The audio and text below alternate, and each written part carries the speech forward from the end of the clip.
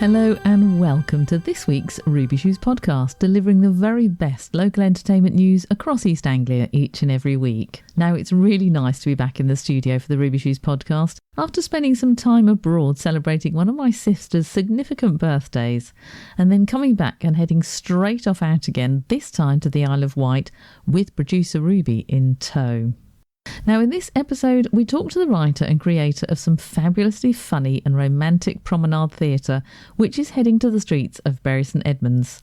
And then we hear from author Mandy Morton, who's the creator of the popular No. 2 Feline Detective Agency books. Because this weekend, Mandy will be at the Felixstowe Book Festival, which is on Saturday the 28th and Sunday the 29th of June. Plus, as always, we've got a roundup of some of the region's top theatre shows that you really won't want to miss. Imagine strolling through the heart of Bury St Edmunds on a warm summer evening, caught up in a hilarious love story unfolding all around you. Steve and Steph Forever transforms the town into a stage, turning familiar landmarks, bustling businesses and secret side streets into the backdrop for romantic disasters, laugh-out-loud encounters and unexpected moments of magic. Joining me now is the writer and creator of this fabulous piece of promenade theatre in Bury St Edmunds. It's Ian Jarvis. Ian, welcome to the Ruby Shoes podcast. Very happy to be here, thank you. Well, thank you. So tell us more. Have you ever written this type of roving theatre before? In a way, yes, for Theatre Royal Bury St Edmunds, actually. A few years ago, during lockdown, I adapted A Christmas Carol, which was performed in the square outside the Angel Hotel, directed by Owen Calvert-Lyons as well. So to a degree, but this is more mobile. This will take you around the streets to multiple locations, whereas that was kind of just set in the square. And what was the kind of the catalyst? You know, where did the idea come from? I'm going to tell you a funny story while you think about your answer for that. So I went to the Theatre Royal in Bury St Edmunds because they do a lovely preview event where they tell you about, you know, up and coming shows. And we'd gone through various shows that were coming up and I was making notes thinking, yep, that would make a good interview, lovely. And they said, now we've got a really special piece of theatre and it's called Steve and Steph Forever. Well, I'm Steph and my husband is Steve, and I kept looking around thinking Michael McIntyre is about to jump out and frighten the life out of me. And he looked at me and he said, "What have you done?" And I said, "I haven't done anything. It's not us. It's nothing about us." It's all for you and your husband. I do. What a romantic gesture that would have been from him.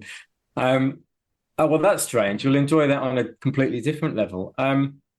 Where it came from, I think, was a conversation in passing with Owen, the director.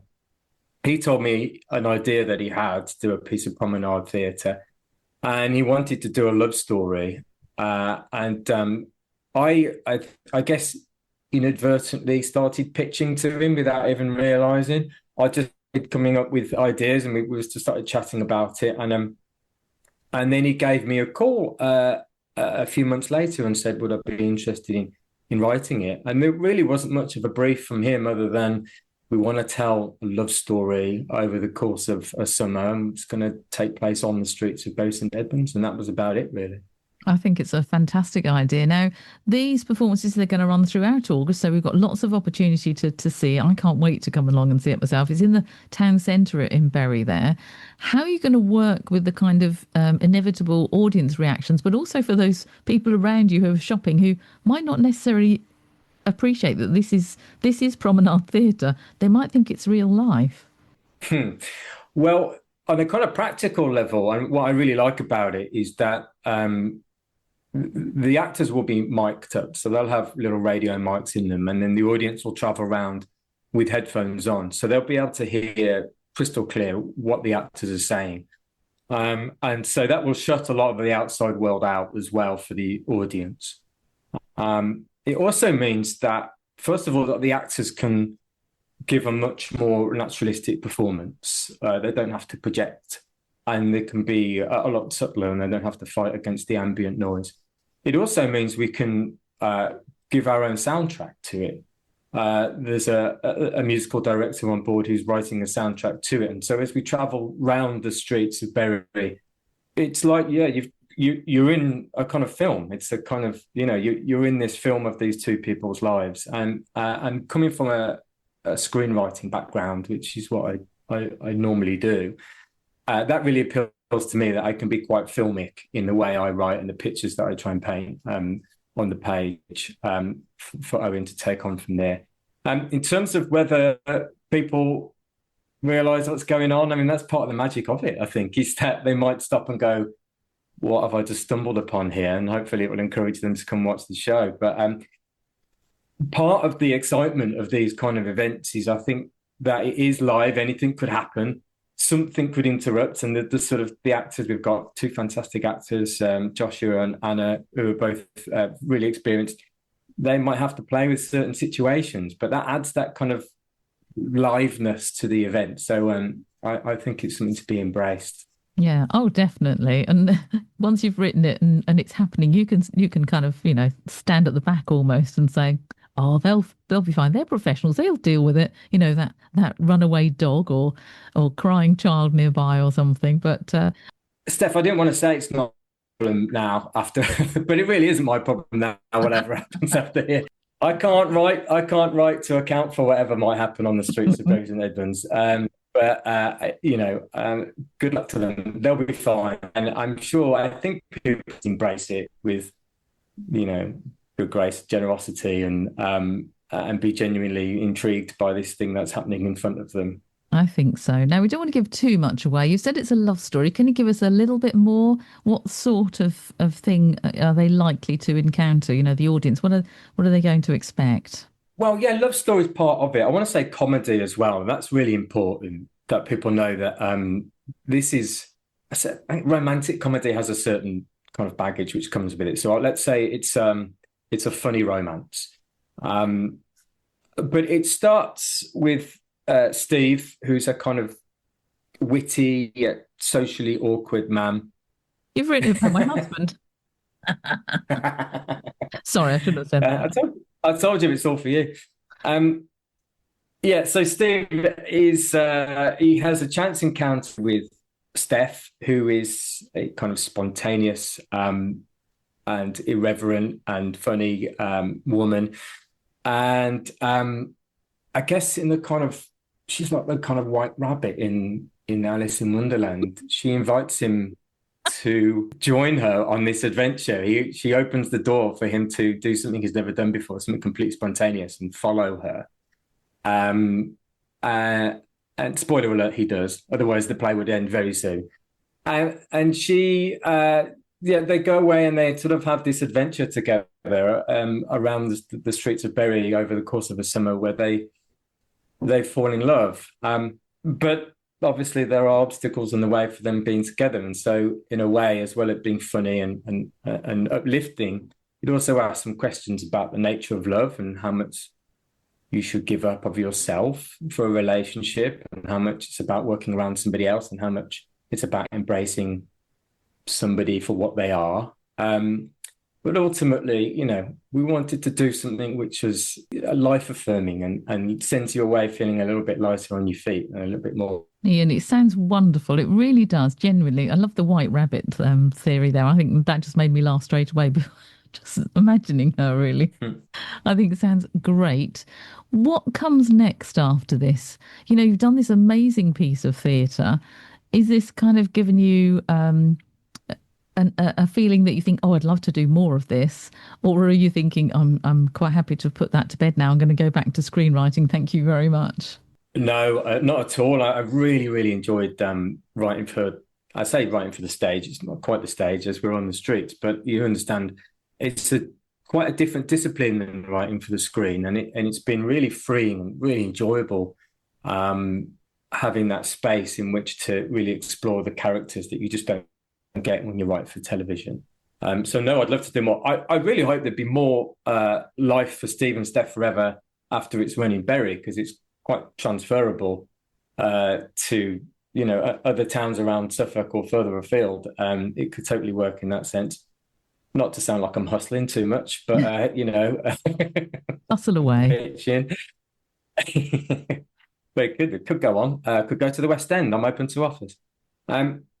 But yeah, no, I'd love to write more. I'd love to work with Owen again and Zoe, the producer, because they've been fantastic. And so, yeah, absolutely not. Wouldn't I'd definitely be open to doing some more theatre.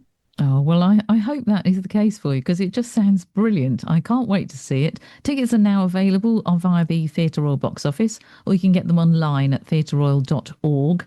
It's Steph and Steve Forever, and performances run Tuesdays to Saturday through August. And there's kind of a range of times, and there's some preview performances as well on Friday, the 1st of August, and it's just £18 per ticket. All other performances are £20, so an absolute bargain. I say, I'm personally can't wait to see it. I just think it's going to have a weird kind of almost like out of body experience because the way you're describing the characters, I keep thinking, are you sure this isn't, based on us and our kind of wackiness? But it's great, and I love to hear about it. And thanks for talking to us today, Ian. I really appreciate it. My pleasure. Thanks for having me. Now, author of the #2 Feline Detective Agency books, which feature cat detectives Hetty and Tilly, Mandy Morton will be at the Felixstowe Book Festival this weekend. And I spoke to her earlier about the inspiration behind her very first book, which was her first cat, Hetty, and how her latest book, Death of a Sand Scratcher, has plenty of nods to Suffolk. Well, she was just a fabulous cat. I adopted her when she was 4 years old. She was a rescue cat, and had her until, into her later years, and she just about made 18. I decided to sit down and write a book that would raise some money for our local Blue Cross charity, where we had actually adopted Tilly from. Yeah. And, at this stage, we'd lost Tilly as well because we adopted her at 13 and we gave her 3 glorious years, little old lady she was, before we lost her, and then carried on adopting other long-haired tabbies. But the first book was important because I wanted to raise some money and I wanted to indulge myself for a winter. Not being able to get in the garden, which is another of my passions, it was just a lovely thing to sit down and tell a story. So that's how it all began. It was only supposed to be one book, and I think there's 15 of them now, just about. And it raised quite a lot of money. And the lovely thing was that our local bookstore in Cambridge at Heifers, the chap that was in charge of the crime fiction section, said, "Oh, we'd like to sell them because that would be a nice thing to do." And that was a real sort of breakthrough for me. So up they went, and then a London publisher who regularly came down to Cambridge saw the book, and asked who'd written it, and my email was passed on, and the next thing I was asked to go and have a chat in London, and that became the first publishing deal. Wow. So from that point of view, I was then having to recreate those books and the stories around them from then on. So that's how it all happened. Incredible. I mean, that is the stuff of dreams for so many writers to have that to happen. Not for the sadness, but the fact that you've got this sort of gem of an idea and a publisher spots your book and says, we'd like, to publish it. That must be incredible. Now, your latest book, Death of a Sand Scratcher, has a very local Suffolk connection of quite an unusual kind. One of the characters is a funeral director called Davy Button. Just tell us a bit more about that and how that came about. Sand Scratcher basically evolved from Devon, really, in a way, because there is a wonderful fairground museum called Dingles, which is just off the A30 in Devon. And I'd been wanting to go and have a look at this anyway. Nicola and I went and spent a day there, and it was wonderful to be able to talk to a real showman whose family had been in the business for hundreds of years, to talk about how a lot of them decided to put roots down in seaside places mostly. And those fairground people that decide to put roots down are sand scratchers, because they're scratching a living out of the sand because the fairground is on the sands. And so that, coupled with my love of Felixstowe, it was just a no-brainer to combine a very chaotic summer holiday for Hetty and Tilly. They'd been busy on murder cases, and they decided that they would actually hire a guest house or go to a guest house in Felixstowe. So the lovely thing about that was that, knowing Felixstowe very well, I was able to sort of create the various things that I needed. The fairground is there at Cobble's Point on the golf course, which I call Gobbles Point, obviously, in the book. There's a lot of puns in the book. That was absolutely perfect to actually put another Wild West show around there. So you've got these dueling shows in the summer season to start with, which was brilliant. I brought in motorbikers because, of course, that's always traditional for seaside towns. And it was very much a real nostalgic look at the seaside holiday. The Cliff Top Cafe up there became the guest house. I've got a cat called Minnie Meakin, who is the proprietress of the guest house, and she's got a very interesting take on language. She's a Mrs. Malaprop, basically. Okay. I had an awful lot of fun with that language, and of course there's some very, very dark murders in it, because it's not it's funny, but at the same time, one of the things that I insist on in the book is that the murders do have to be dark, and then Hetty and Tilly's sort of exploits counteract that. So it was just a no-brainer, a nostalgic summer holiday that ends in absolute chaos, or catastrophic, of course, if you wanted to use puns. And your readers love it as well. Tell me about the connection with Davy Button, though. Why that character, and why make the connection with the actual funeral director in, Walton High Street, David Button? Funeral directors are very important in my book because I don't have any police in them. It's a little bit different. Hetty and Tilly are, in fact, pretty much the law in there. But we do have an undertaker's in the book, a regular undertaker's called Shroud and Trestle. And there is a sort of a funeral director, mortician, who's called Morbid Balm. That's Miss M. Balm, if you see what I mean. And because I took them to Felixstowe, Morbid lives in the town where Hetty and Tilly live. So it was too far away for Morbid to actually help them out when the crime started happening. And a few years back now, we had a double sadness in our family where we lost my partner's mum and dad within 10 days. And David Button was there for us. And he was absolutely amazing and incredible, and has become a friend. And he comes to all the book launches. And it's just so wonderful to actually have your undertaker at a book launch. And I couldn't resist it. And I thought, well, we're in Felixstowe, which is where David's business is. So we shall have Davy Button as the undertaker. And of course he'd had no idea that I was doing this, so he came to the most recent launch. He was just so thrilled. What's on across Suffolk with Stephanie McIntyre, sponsored by Ruby Shoes Podcast, your weekly entertainment news podcast, available from your smart speaker, Apple, Spotify, or you just follow Ruby Shoes Podcast on Facebook and click on the weekly podcast link to listen.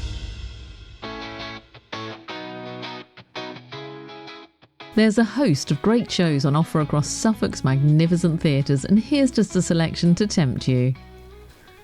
Tuesday the 24th of June from 11 a.m, as part of the Southwold Arts Festival, The Making of a Modern Day Weather Forecast by Chris Bell. Chris will explain how a modern day weather forecast is put together and why there's uncertainty in forecasts, along with some history of forecasting and weather observing. He's a senior meteorologist and director at WeatherQuest at the University of East Anglia, where he also lectures in meteorology. Check out their website, southwoldartscentre.co.uk, to find out more. Friday the 27th of June at the Key Theatre in Sudbury, Extraordinary. Rachel and Max are an ordinary couple living ordinary lives until something extraordinary turns everything upside down. Now they have the single most important decision of their life to make. Extraordinary is a powerful, thought-provoking examination of genetic testing and the impact this has on diversity in our society. Go to keysudbury.com for your tickets. Also on Friday the 27th and Saturday the 28th of June, this time at the New Wolsey Theatre in Ipswich. A laugh-out-loud slapstick whodunit featuring 4 actors, a dozen characters and a whole load of chaos. When a priceless painting goes missing at a private auction, Detective Stuart Pidcock is called upon to uncover the mystery. However, when he can't solve it himself, he's forced to enlist the help of an old nemesis.